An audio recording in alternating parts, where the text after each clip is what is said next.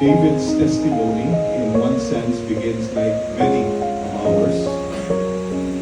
He has a life filled with spiritual knowledge, turungtuang heart change.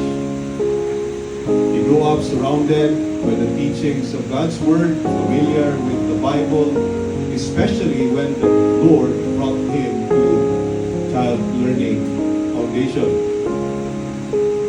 Familiar siya sa itudlo sa Biblia. And here is a sobering reality for all of us.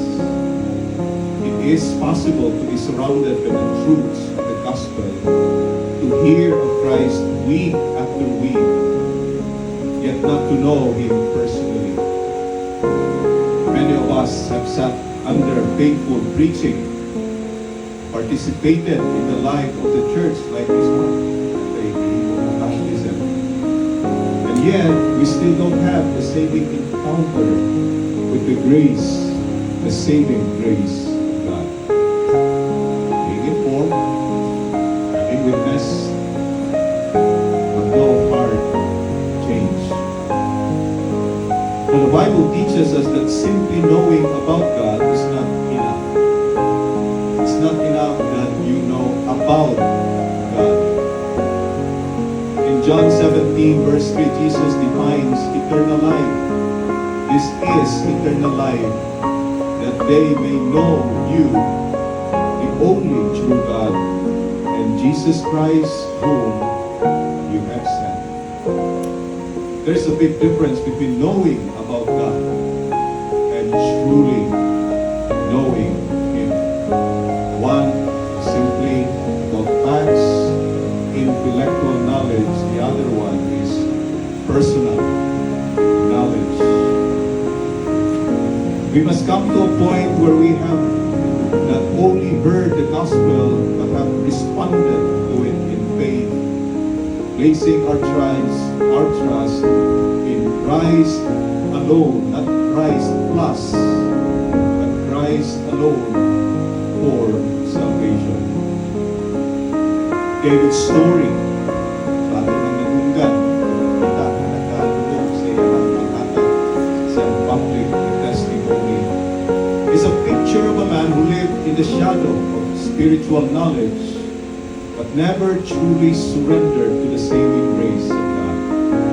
For him, faith in Christ was not yet a matter of his heart. He was like the rich young ruler who had all the right answers, yet his heart was far from God. But praise be to God. He does not leave us in such a condition. He works in ways we may not always understand, calling us to Himself and opening our eyes to see the fullness of His grace. And as we continue to follow David's testimony, we see the struggle that many have when they begin to encounter the true gospel of Jesus Christ. David's confusion over salvation by grace alone, through faith alone, was rooted in the pride of self-sufficiency.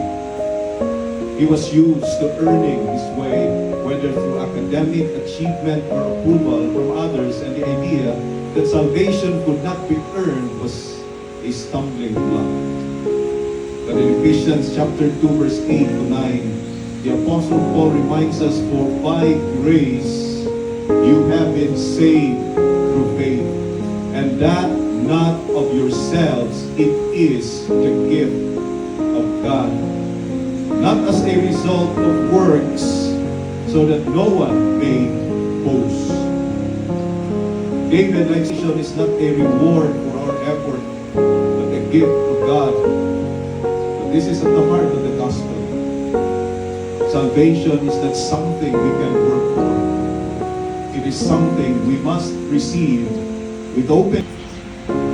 We are given the privilege to gather to witness the public declaration of the Word of God in the life of David. As we come together to witness his baptism, we are reminded of the power of God's grace. It is the undeserved favor of God that calls us from the depths of sin heights of spiritual life in Christ. And it is my prayer that as we heard David's testimony, we reflected upon the Word of God, that this afternoon, each one of us will be challenged and encouraged to examine our own hearts, to turn fully to Christ, and to live out what gospel means to each one of us. And as we gather to witness this baptism, let us reflect on the words of amazing grace, just as God's grace, sovereign grace, reached down to save a wretch like us. Baptism symbolizes the spiritual death of the old self and the glorious resurrection to new life in Christ. It is an act of grace that completely changes. So for our first hymn, let us sing hymn number 402. Hymn number 402, Amazing Grace.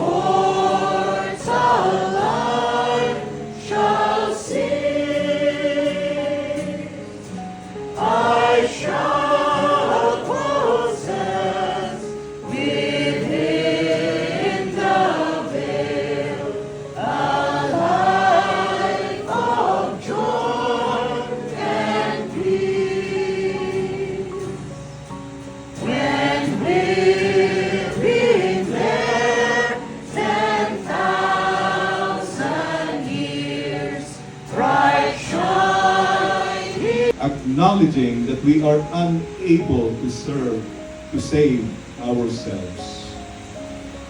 For those of you who may still be holding on to the idea that you must quote-unquote earn God's favor, or that your salvation depends on your good works, I urge you to listen carefully. These are the words of God Himself, recorded in Titus chapter 3, verse 5. It is made very, very clear. He saved us not on the basis of deeds which we have done in righteousness, but according to His mercy, by the washing of regeneration and renewing by the Holy Spirit. Pinagama ko kayong tao ay durante kinsang Diyos. Nakalibot na ang Diyos So wa kay bao nga ang Dios perpekto, naghatag og perpektong balaod, nagpaabot og perpekto nga pagtuman ng mga tao apod kay bao kung sa epekto sa sala diha sa kinabuhi nga di kita makahimo og perpektong pagtuman sa perpekto nga balaod sa perpekto nga Dios. Muna na po kayong problema kung sa ato lang kaugalingon, di kita maluwas, di kita matug langit, pero nakanindot lang sa Dios, ang Dios puno sa kaluoy, puno sa grasya. O nagihatag niya ang solusyon sa problema, ang perpekto niyang anak, nga mo'y nituman sa perpektong balaod, dili gid magbuhat ang bisan kinsa nato. Our works, our efforts, and our moral behavior cannot bring us to this perfect God. It is only by His mercy. It is only by the mercy of God through the work of the Holy Spirit that we are reconnected back to God. Lain nga termino, maluwas kita. Now David struggled with this idea until God opened his eyes, and as he wrestled with his pride, God met him in his confusion. And this is often how God works in our lives. He allows us to struggle, to wrestle with truth until we are humble enough to receive His gift of grace. Now the next chapter in David's testimony, if you still remember that, is one that reflects the downward spiral of sin. Once he rejected the grace of God, he became enslaved to sin, lying, indulging in profanity, and allowing his life to spiral into deeper darkness. This is the tragic reality of sin. It always promises freedom, but delivers bondage. David even admits, I became the worst version of myself. And this is where sin takes us, farther than we ever wanted to go, and further than we ever expected. And the Apostle Paul tells us in Romans 6:16, do you not know that when you present yourselves to someone as slaves, you are slaves of the one whom you obey, either of sin, resulting in death, or of obedience, resulting in righteousness.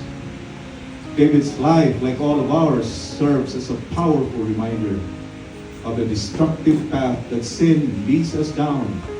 Sin promises freedom, but it only leads to death. Death of relationships, death of joy, and ultimately spiritual, eternal death. And yet, God does not leave us to ourselves in our sin. Romans 5:8 declares, but God demonstrates His love toward us in that while we were yet sinners, Christ died for us. And this is what makes the gospel of Jesus Christ truly good news. While sinners, we were still in the depth of rebellion. God sent His Son to die, to rescue from the death of sin. And when David was lost in his sin and hopelessness, it was the grace of God that pursued him. God's grace opened his eyes to the truth of Christ's atoning work. And finally, David's testimony leads us to a point of profound grace. When God's word broke through his darkness and opened his eyes to the truth, in a moment of desperation and reflection, he came across a video that answered a question he had been harboring in his heart. So does that mean all I have to do is believe and then I can do whatever I want? Is that it? The Christian's response was clear. Faith in Christ is not a license to sin. Rather, it's because you love God and put your faith in Him. The result is you do good works because you love Him and want to keep His commandments. Mayong binuhatan, dili aron nga maangkon ang ikaluwasan. Mayong binuhatan, resulta sa grasya sa Dios diha sa usa ka makasasala nga tungod kay ikaluy-an siya sa Dios, iluwas siya diha ni Kristo Jesus. Ang resulta ay ang gugma sa Dios, kay una man siyang gugma sa Dios, muhimo siya maayong binuhatan. O na resulta sa pagtuman sa sugo sa Dios. Dili nga unahon nimo pagbuhat ang isugo sa Dios. Imo niya tumuhaton, di maging talaga moabot sa point of perfection. Sa mga standard sa Diyos. Pero sa diha, nga mubutang ka sa itong kinabuhi at tuba, surrender ka, then God comes. Ano yung itabo sa kinabuhi ni David.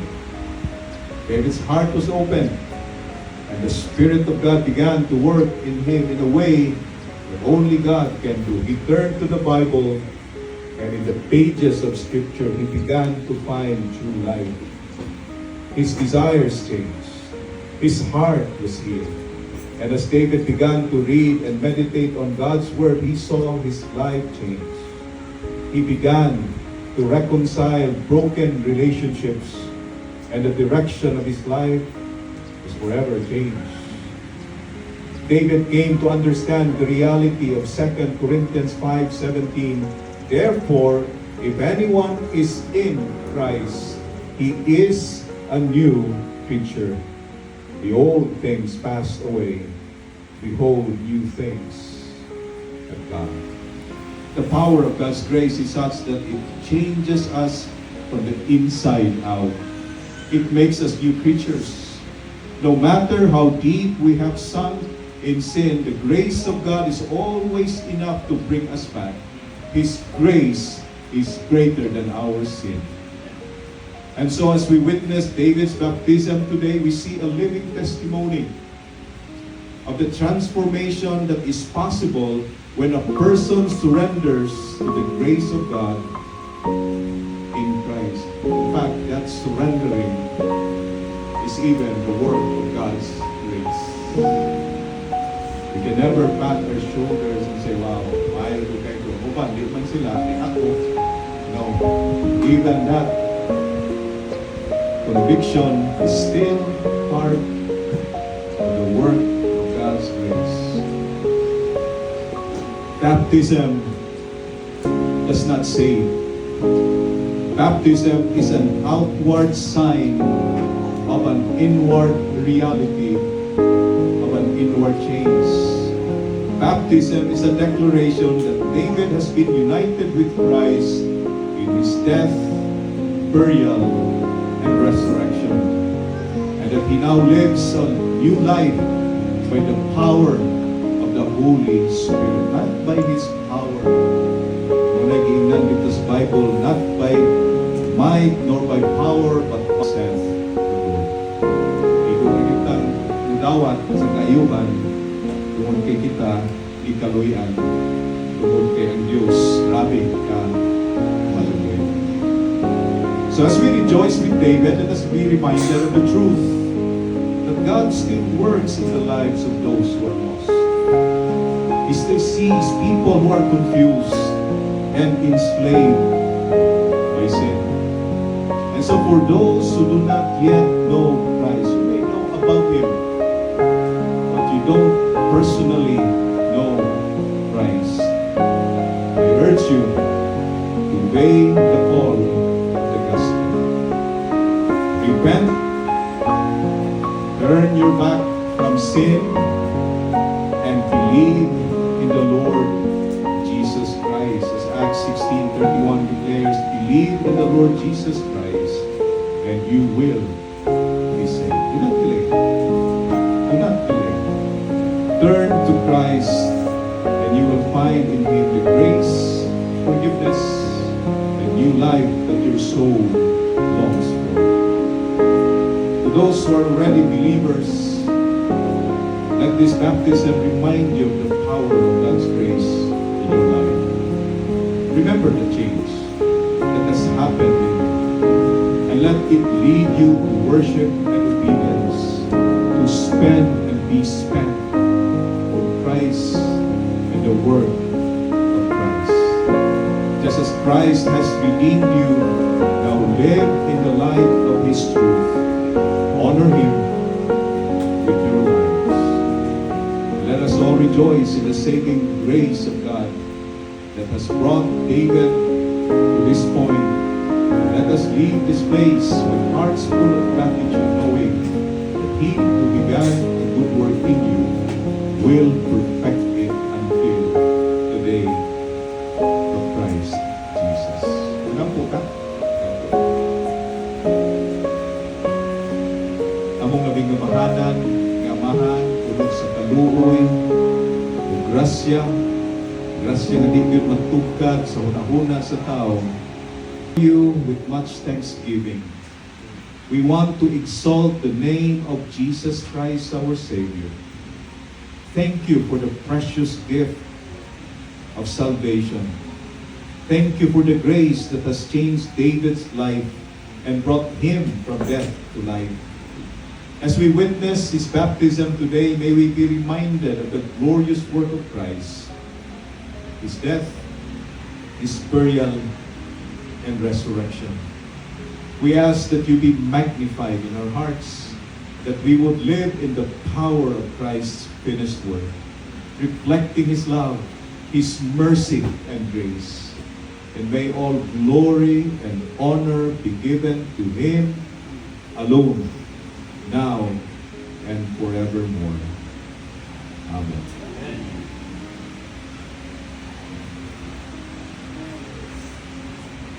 Tindog na po natin. Patas to ba? Today, before we enter the waters of baptism, let me ask you, do you believe that Jesus of Nazareth is the Christ, the Son of the living God? Yes. Do you confess Him as your Savior and acknowledge Him as your Lord? Do you renounce your old way of life and commit yourself to follow Christ, loving Him, trusting Him, obeying Him, and walking with His people in the life of the church?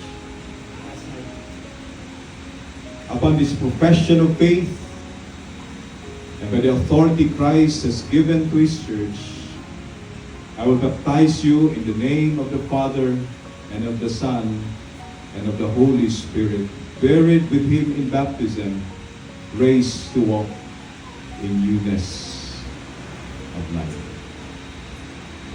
So, samtang akong daton si Dave dito sa tubig, ato ang kantahon, no? Kantaha paliho, hymn 690, Jesus paid it all.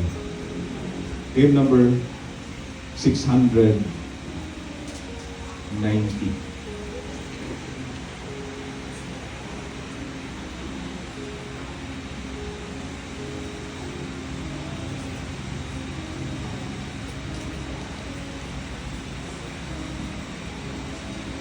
Unya palihog after sa duha ka stanza, so stop and then ako siyang immerse sa tubig, and then after that remaining stanzas.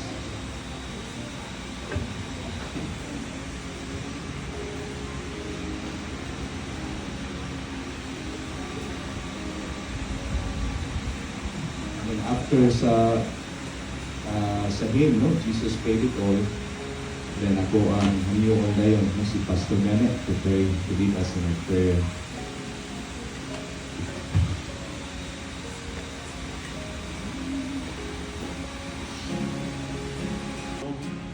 Jesus paid it all to Him I owe. Sin had left a the crimson stain. He washed it white as snow.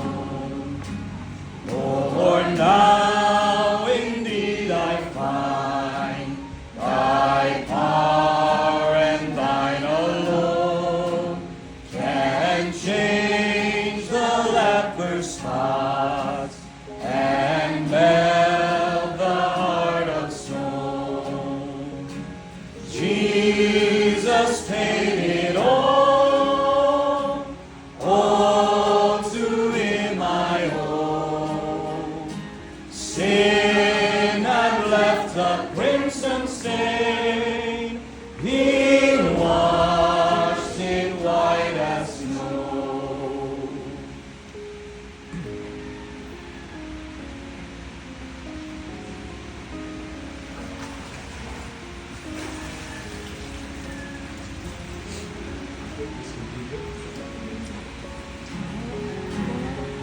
For nothing good have I, whereby thy grace to claim. I'll wash my garments white in the blood of Calvary's Lamb. Jesus paid it all to him I owe.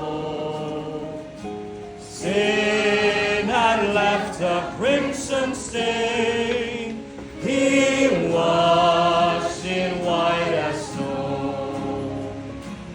And when before the throne I stand in him complete, Jesus died my soul to save. My lips shall still repeat. Jesus paid it all to him I owe. Sin had left a crimson stain. He washed it white as snow.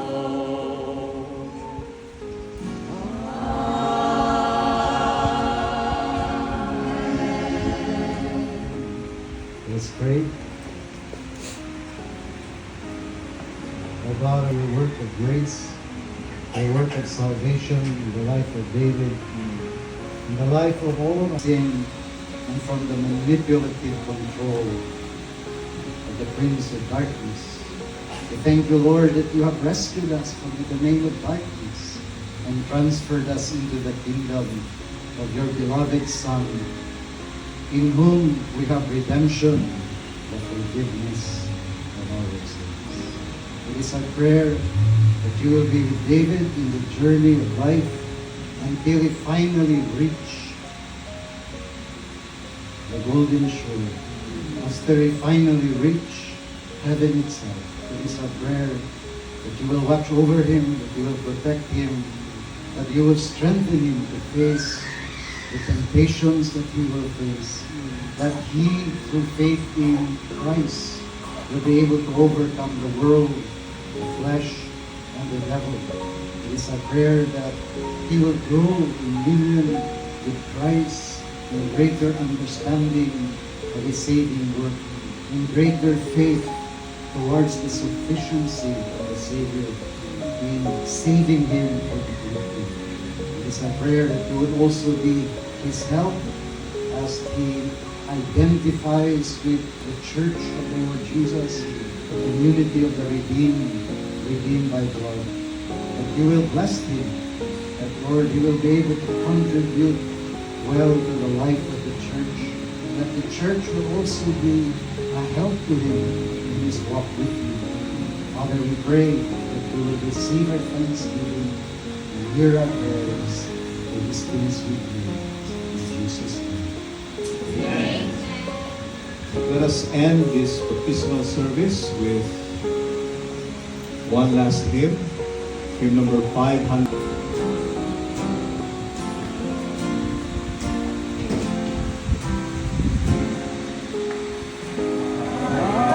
Is there